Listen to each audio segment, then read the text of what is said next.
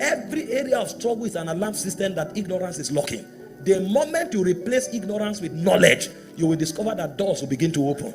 Because for those who are enjoying open doors, it's not because they love them. It's because of what they know. I'm not here in this conference because I'm loved. I'm here in this conference, respectfully speaking, because God's servant felt I have something to tell you. If I don't have anything to tell you, this is a very senior minister. Before you book an appointment, you must have something to say.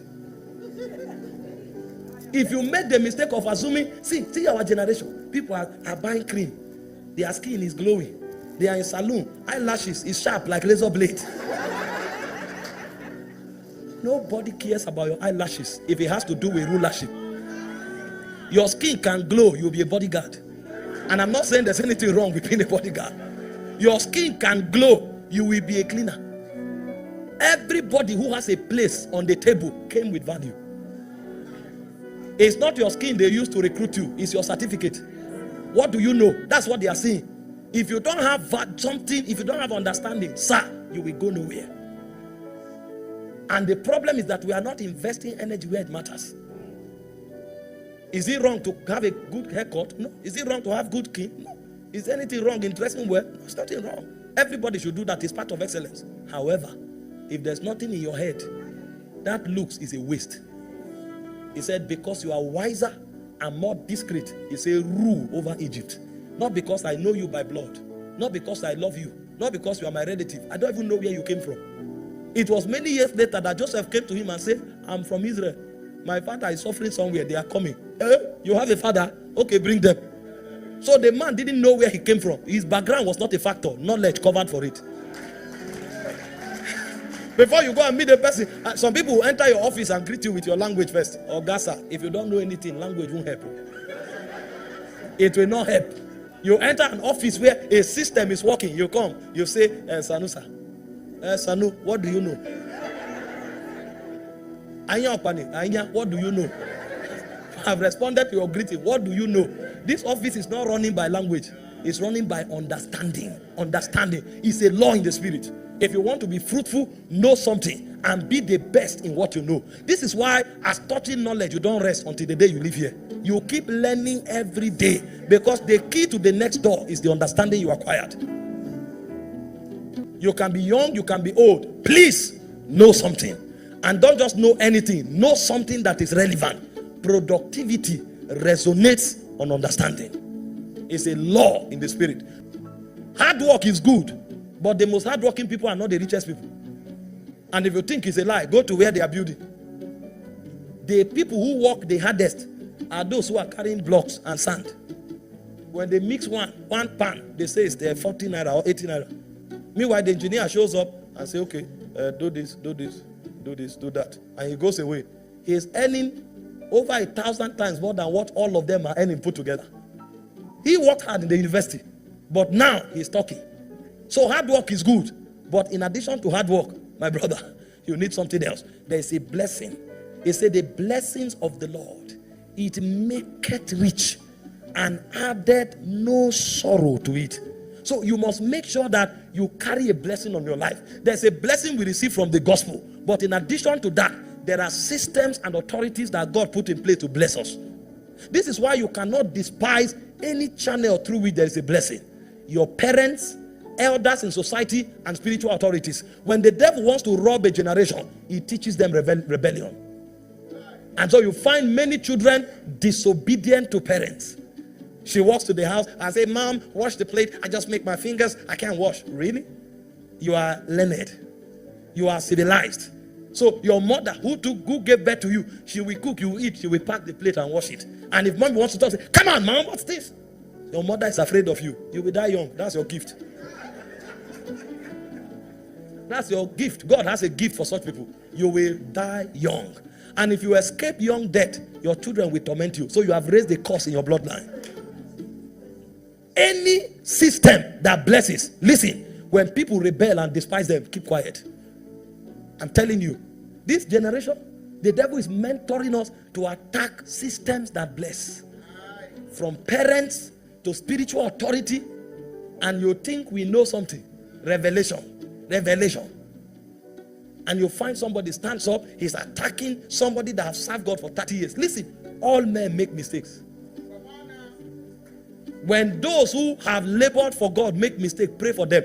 I'm not saying endorse them. I'm not saying validate their errors. And there are certain errors that can affect the body of Christ. If you have authority over people, correct them to avoid it. But never find yourself in a position where you are rebelling against systems that bless. This kingdom is a relay race. It says without every contradiction, the less is blessed of the better. Without every contradiction, there's no argument in this matter. If you want to be productive in this life, you must always stay under the blessing.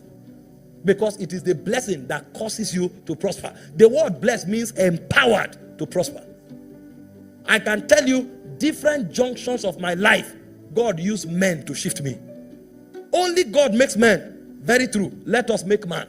But God has many channels. And one of the channels God uses to make men are channels of other men to bless them. Don't you see how the patriarchs preserved Israel? Abraham wants to die. He said they gave gifts to the sons of Keturah. He said, but to Isaac he gave the blessing. Isaac wants to die. Genesis 27. He calls Esau, go and get for me a savory venison. Let me eat and my soul will bless you. I don't bless you by talking. There's something I carry. I transfer it. And when Jacob disguised and came as Esau, from verse 27, hear the way this guy was talking. With so much audacity and authority.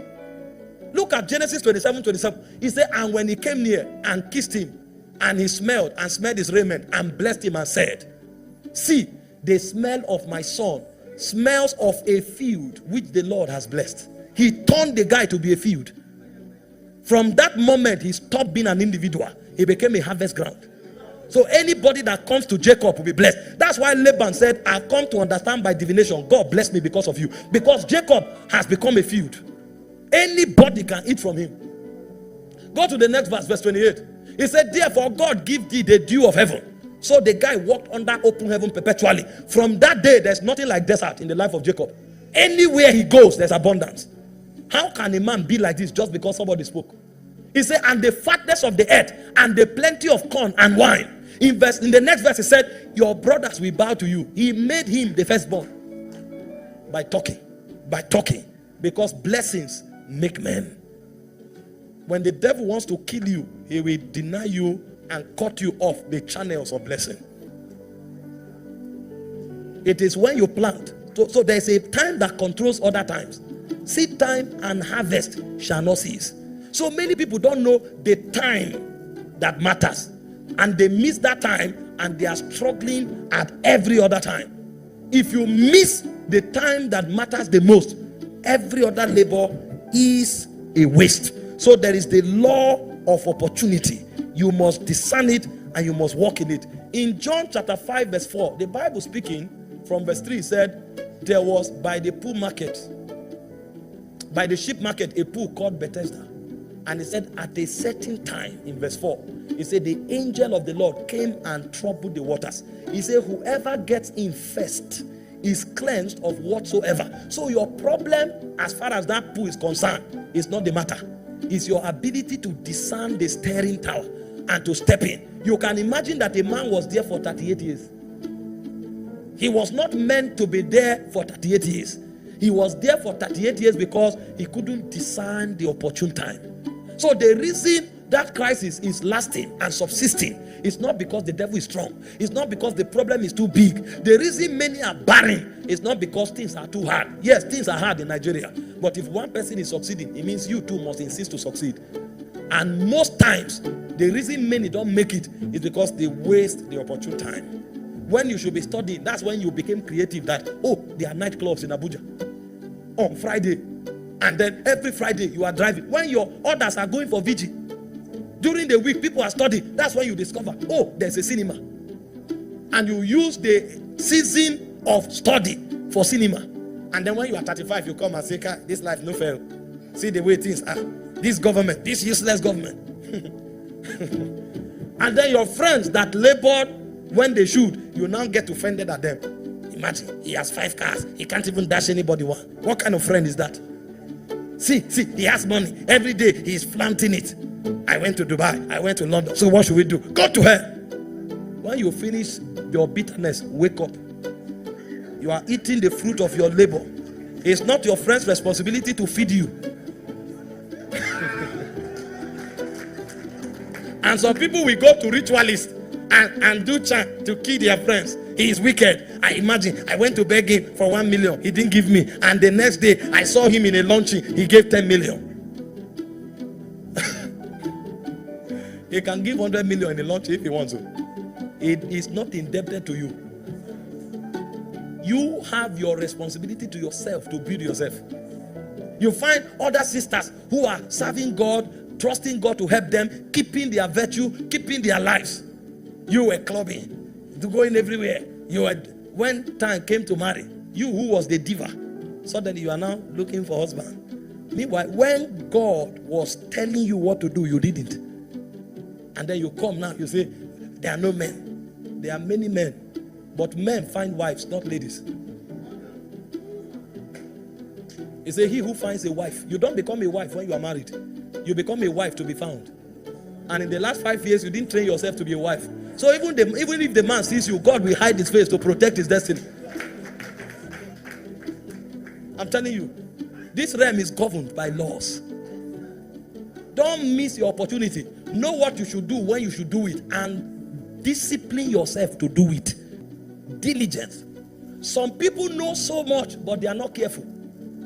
So they are the ones who can solve the hardest problems. But every time they solve a problem, there's a careless thing they do that wastes and destroys what they have done. And so if you have understanding, but you don't have diligence, you will still have a problem. This is why some of the greatest surgeons can forget surgical blade in somebody's stomach. He is the one who can do the operation, but he can forget a blade. When a man becomes diligent, he cannot but be productive. In Matthew 25 verse 23, Jesus told us the parable of the talent.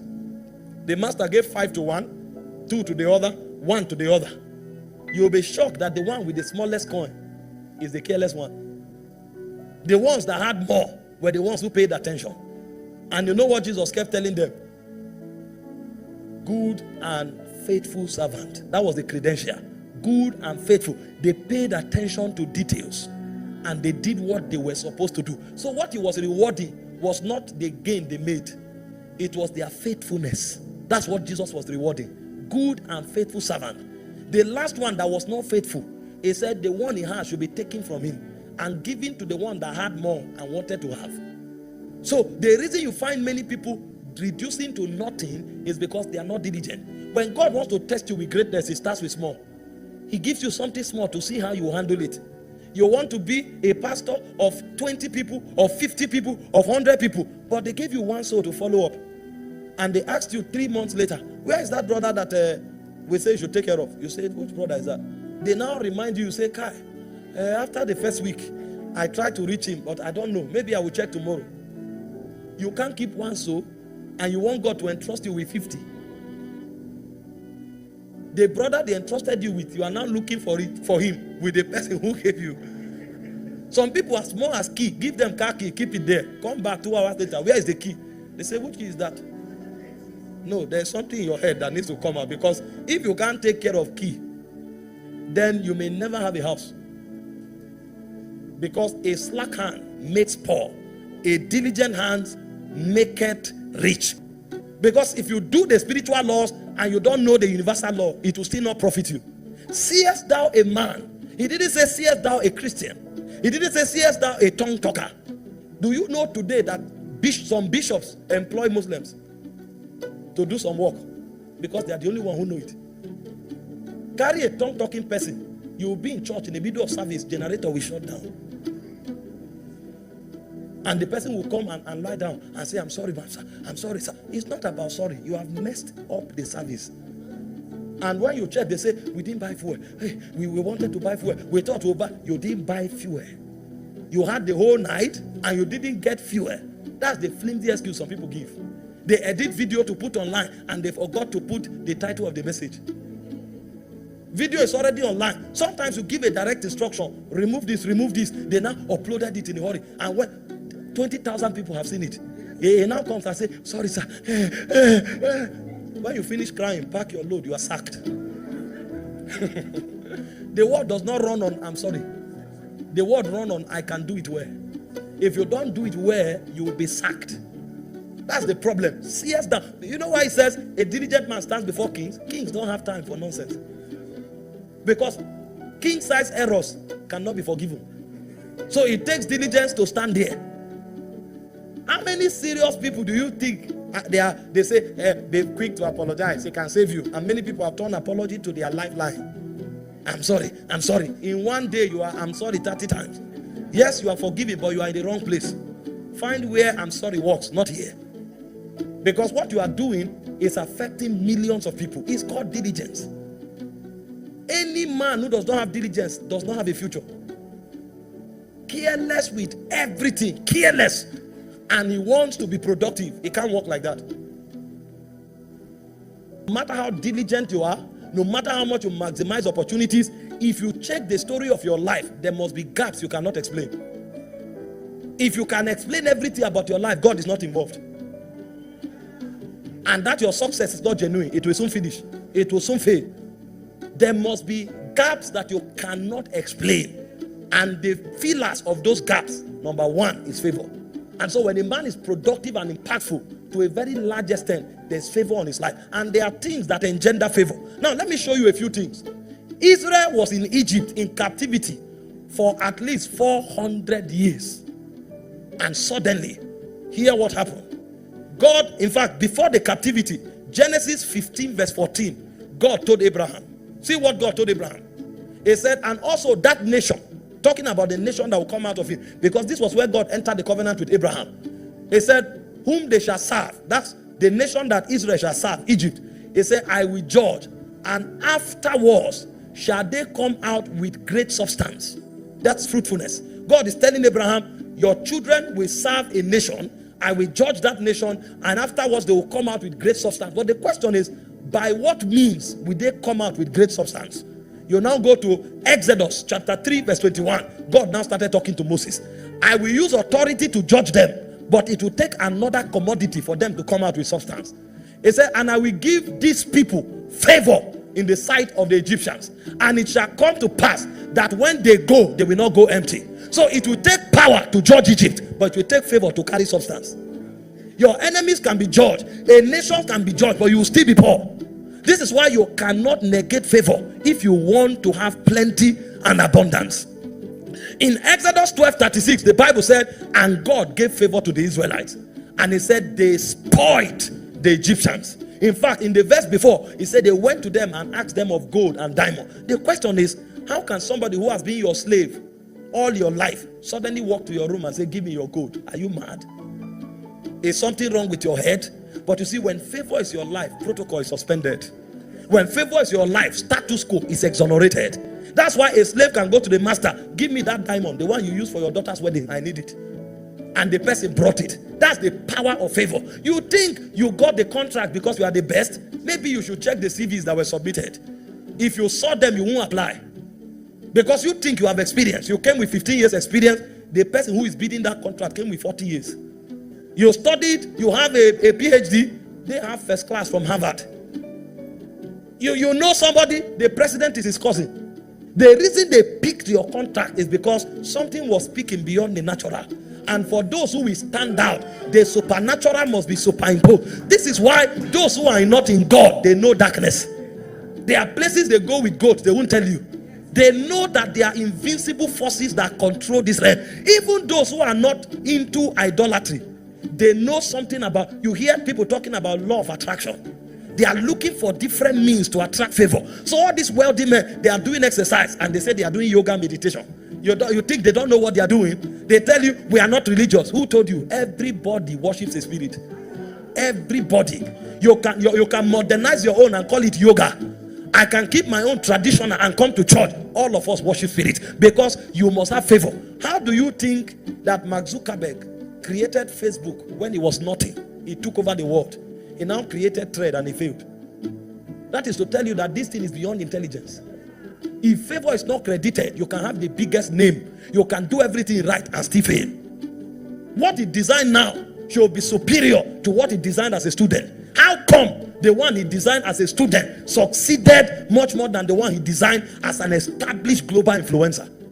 Even God will not promote you This is the problem we have, that many Christians are not fruitful. And they are blaming God and blaming everybody. They will tell you they did this, they did that. But what do you know? That's the question. You must know something. No matter how you fast, no matter the name you bear, they won't bring you into the aeronautics space if you don't know anything about planes. They will not bring you into agriculture if you don't know anything about harvesting and planting. So the understanding is a must if you must be fruitful. See, the problem with many people is that they make religion out of everything about life. So somebody comes to work, he doesn't know anything about it. In the morning, he prays in tongues very loud to let the office know that a servant of Jesus Christ is here. And then after he's done praying, there's nothing wrong with praying. But when you are done praying, what do you understand about the files? What do you understand about the case study? You are a doctor, you forget scissors in somebody's stomach. Meanwhile, you are the one telling the whole hospital to fast. So there's a problem. We don't know. We are not masters of what we do. If you want to be fruitful, you must be the best at what you are doing. If you don't master it, you can never be fruitful. Because this world responds to what you know. The way the system is designed. See, no matter how you love your brother, if you are doing something, you won't involve him because you love him. I'm running a ministry now. I won't invite my cousin to come and preach because I love him. No, he must know something. He must have values to offer. He must have understanding. Because if he carries the microphone, he can begin the sermon by saying, thank you, my brother, I love you. But that's not what people came to hear. People came to hear deep things about God to change their lives. So if he doesn't have it, he will sit by my side. He will never be on the altar. The problem we have is that we think the word will open to us out of sentiment. Nobody has that time. Too many people are dying. Too many people are in pain for you not to have understanding, to think you have a place. It's a law. Proverbs 12:24. It said, the hand of the diligent bears rule. When a man becomes diligent, God deliberately puts authority and influence on him so that he can rule. The hand of the diligent, the Bible says, bears rule. I'm showing you why many are poor, many are small, and many are unproductive. And when they see people who are doing well, they say, Kai, God has helped this man. So you, God is not helping you. If God does not help you, will you survive? They say, see these lucky people. See this lucky person. So you think people are making impact by luck. If this life is based on luck, do you know how many people are on earth? There are over 7.73 billion people. Even if luck were to happen in 1 hour, it will take 1,000 years before it reaches somebody by probability. You say luck? Nobody is succeeding by luck. Everybody making impact has diligence in his life. I was up at 3 a.m. this morning putting this message together. Meanwhile, I preached yesterday and left here. I can tell you that 80% of the people hearing me here were asleep before 12. I was up by 3 a.m. And me who came here to preach to you, if I tell you my schedule in the last 2 weeks, you will shout. I was in Abeokuta 2 weeks ago. I left Abeokuta, I came to Abuja and flew straight to Cameroon. I went, as I landed Douala, I drove 7 hours to Bamenda, preached there, and drove another 6 hours to Yaoundé, preached, before I returned to Nigeria after 3 days of preaching. As I came to Nigeria, I preached in the church that Tuesday evening. Wednesday, Thursday, I was in Fota and ministered. And that's how I've been ministering. Before coming here, I was in Family Worship Center. And I'm here today. This evening, I will still preach in church. The question is, which message will I preach? And it's on the go. That's how it is. And then somebody looks at you and says, these young men are lucky. See the way God is helping them. You are joking. If I tell you, I don't know when I went to bed before 2 a.m., you won't believe it. That one can't happen again. It will be difficult to catch me sleeping before 2 a.m. So when people are sleeping, that's when our day begins. Because if you want to lead others, you must be awake when they are sleeping. You wake up, you went and did work 2 hours, you say, Kai, man must work. This life no easy. You.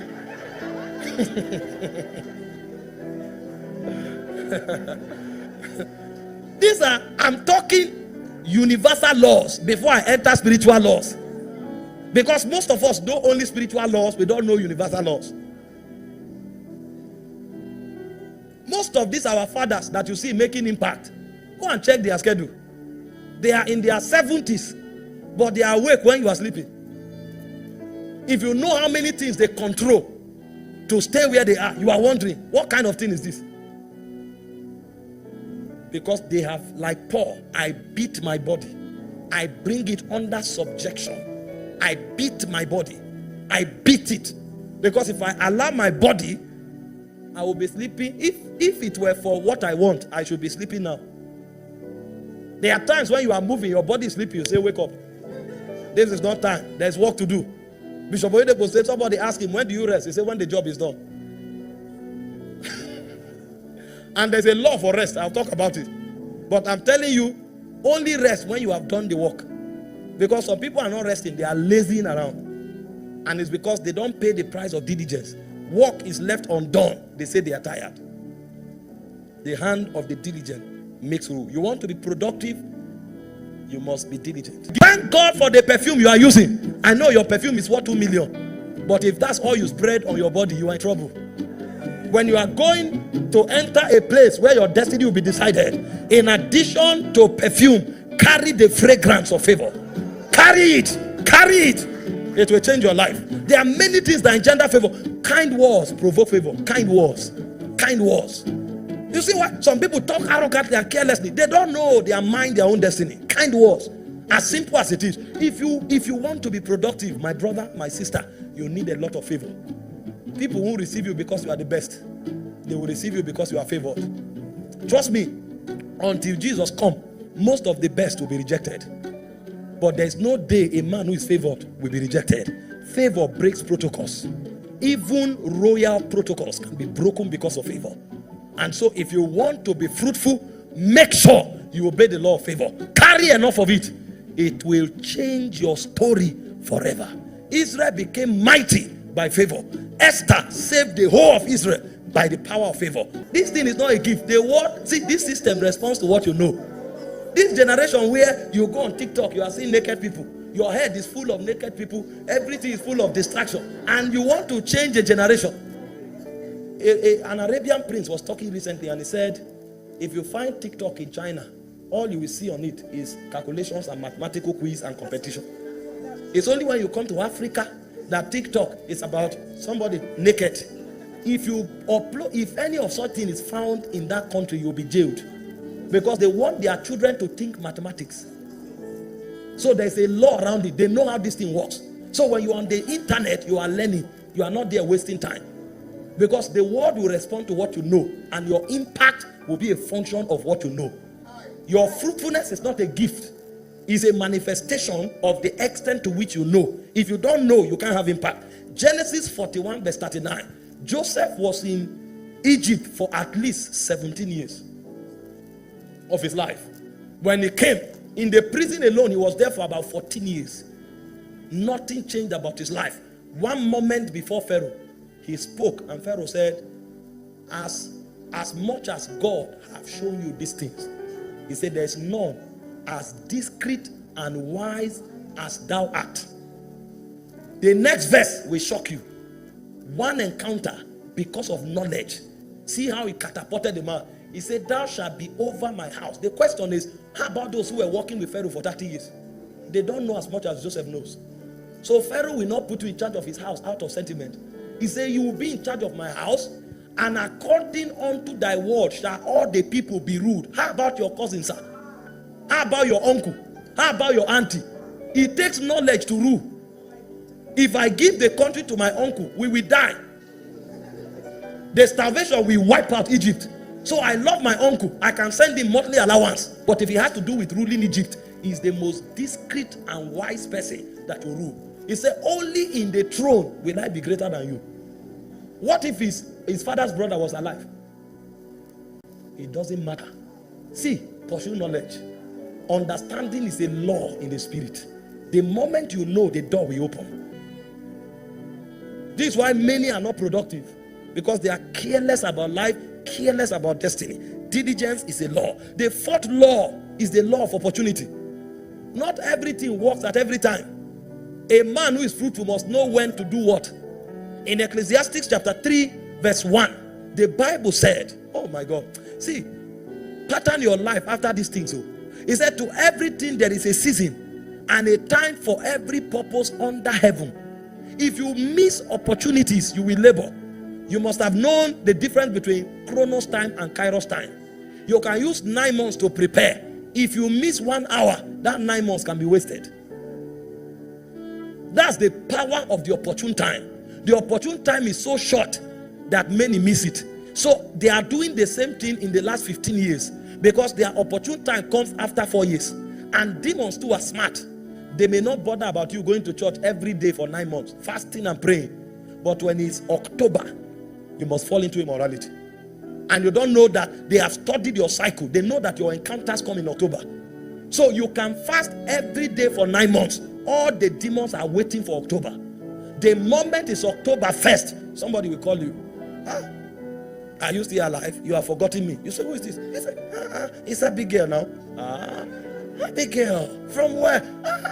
We met in Anambra. Oh, you are about to destroy 9 months of fasting.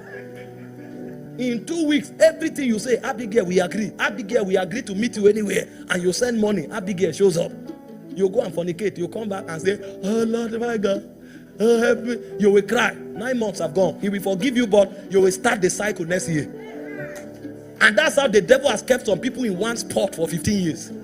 Because they do everything right in the Chronos time, but they miss the Kairos time. The law of productivity is that you must get it right at your Kairos time. If you miss it, the harvest will be destroyed. That's why many go nowhere. They don't know the power of opportunity. In 1 Chronicles 12:32, he said the sons of Issachar, they had understanding of times and seasons and knew what Israel ought to do. He said the heads of them were 200. All their brethren were at their commandment. You want to dominate this world, you must not miss your season. If you miss your season, there is problem. All your effort and labors will be in vain. That's why you keep crying, oh God, I've done this thing for 4 years. I'm praying every day. You didn't discern your Kairos moment. You didn't discern your opportune moment. Your whole manifestation is credited into the opportune time. Every one of us reflect God. And so the extent to which we stay with God is the degree to which we reflect Him. This is why every Christian must build the capacity to stay with God. For some of us, our bandwidth of abiding is 5 minutes. You can't power a generation with 5 minutes abiding. You can't pick anything from there. Even your phone takes hours to charge. The phone that you use, unless you are small, is a touchlight phone. Even touchlight phones take 20 to 30 minutes to charge. If you are using an Android phone, sometimes it takes hours. So you need to spend time with God. There are inspirations downloading. Wisdom is downloading. Favor is downloading. Influence is downloading. Stop cutting downloads over your life.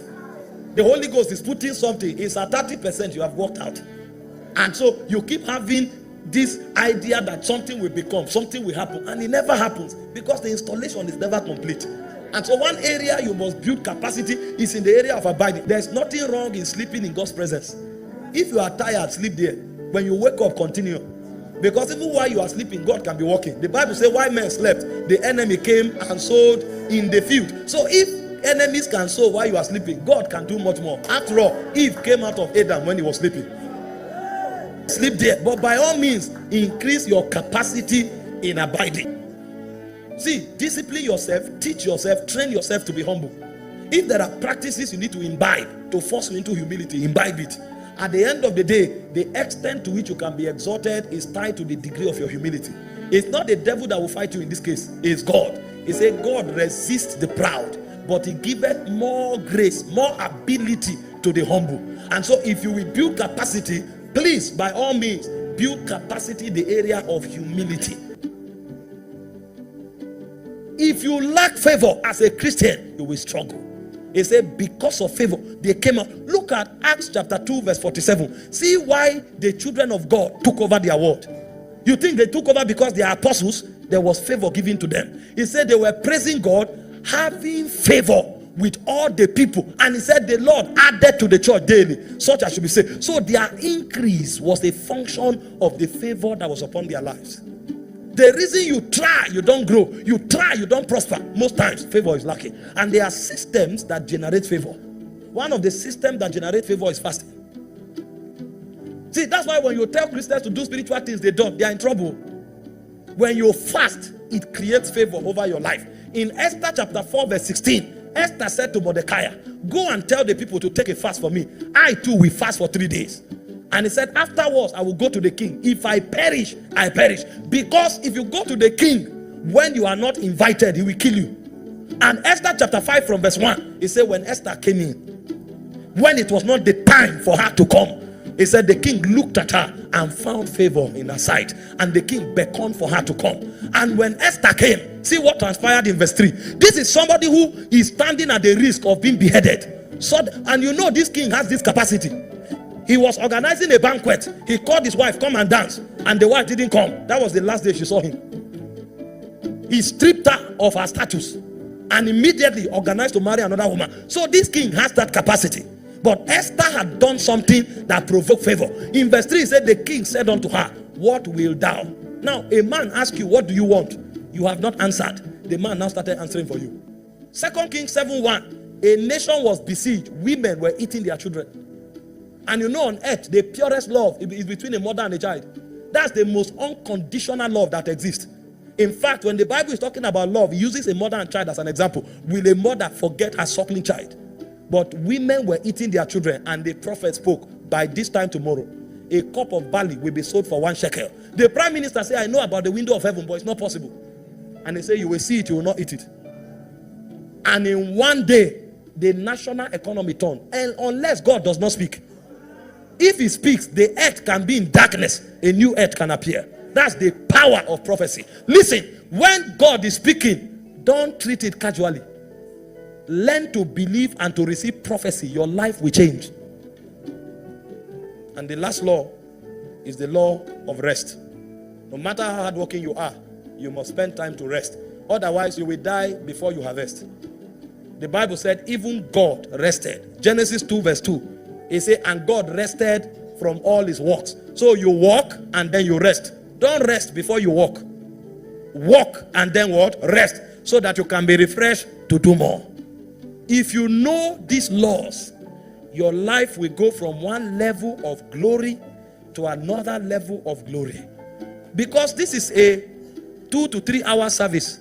I know you can't practice all, but at least we can demonstrate prophecy here. Prophecy is the one we can do any day, anytime. Because it can just take 5 seconds and your story will change. Most times, the little thing you need to become productive is tied to another man. But that man won't help you because you're ungrateful.